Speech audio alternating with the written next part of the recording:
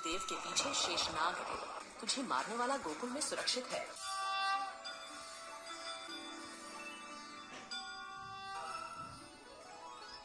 राजा उग्रसेन मथुरा के राजा थे। उनके पुत्र का नाम कंस और पुत्री का नाम देवकी था। कंस बहुत अत्याचारी था और अपने हठ के कारण उसने अपने पिता को ही राजगद्दी से उतार दिया और खुद मथुरा का नरेश बन बैठा। वह एक कठोर, निर्दयी और क्रूर व्यक्ति था। मथुरा में हर कोई उसकी क्रूर और दुष्ट प्रकृति से डरता था। लेकिन एक व्यक्ति था जिसे कंस प्यार करता था और जिसकी वह पूजा करता था। वह थी उसकी बहन देवकी। देवकी का विवाह वासुदेव नाम के एक यदुवंशी सरदार से तय हुआ था। तुम्हारे जाने के बाद ये महल सूना सूना लगेगा देवकी। शादी बहुत ही धूमधाम से हुई। न जाने क्यों देवकी के विदा होने पर मेरा मन विचलित हो रहा है। मैं देवकी को उसके ससुराल तक पहुंचा कर आऊंगा।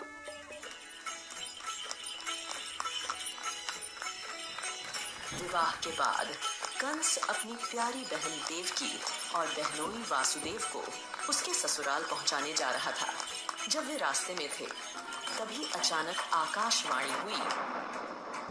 क्यों इतना खुश है? सावधान, सावधान, सावधान, सावधान। जिस बहन को तू इतना प्यार करता है, उसी के गर्भ से जन्म लेने वाला आठवां पुत्र तेरी मृत्यु का कारण बनेगा। देवकी का पुत्र मेरे मृत्यु का कारण कैसे बन सकता है? यदि ऐसा है तो मैं देवकी का ही वध कर देता हूँ। आकाशवाणी सुनकर कंस अपनी बहन देवकी को मारने के लिए आगे बढ़ा। मैं इसे मार डालूंगा इससे पहले कि वह आठवां पुत्र जन्म ले। कंस, तुम नहीं समझते कि तुम कौन सा पाप करने जा रहे हो? तुम्हारी प्यारी बहन को उसके विवाह के दिन मारना अन्याय है, महापाप है। अगर तुम देवकी को छोड़ दोगे तो मैं तुम्हें वचन देता हूं कि हमसे जन्मे हर बच्चे को मैं स्वयं तुम्हें सौंप दूंगा। मेरा विश्वास करो। ठीक है, मैं देवकी को छोड़ दूंगा, लेकिन मैं यह निश्चित करूंगा कि तुम अपना किया हुआ वादा निभाओ। फिर उसने अपने सिपाहियों को मथुरा वापस चलने का आदेश दिया। जब वे मथुरा पहुंचे, उसने वासुदेव और देवकी को कारागार में डाल दिया। जैसे ही देवकी की पहली संतान का जन्म होता है, अपने वचन अनुसार वासुदेव अपनी पहली संतान को लेकर कंस के पास आते हैं। बालक को देखते ही कंस के मन में ममता के भाव आ जाते हैं। कंस सोचता है, इसने मेरा क्या बिगाड़ा है?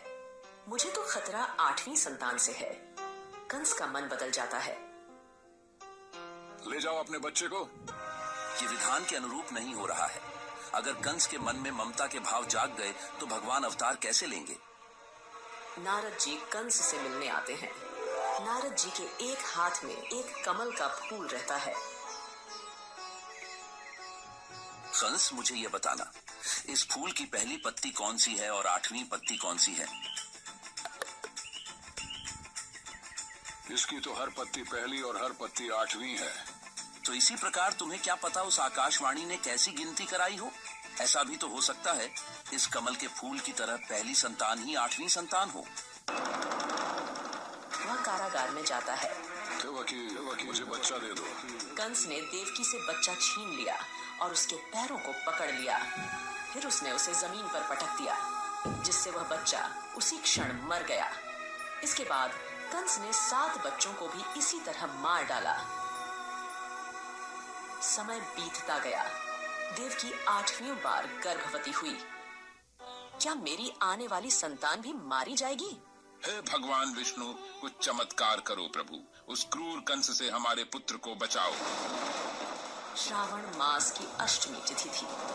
मथुरा में एक भयानक तूफान उठा। मूसलाधार बारिश हो रही थी और आकाश काले बादलों से ढका हुआ था। देवकी 8वें बच्चे से गर्भवती थी।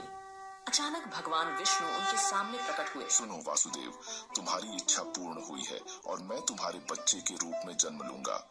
वासुदेव, इस बच्चे को यहाँ से गोकुल ले जाओ और उसे नंद के यहाँ जन्मी बच्ची के साथ बदल दो।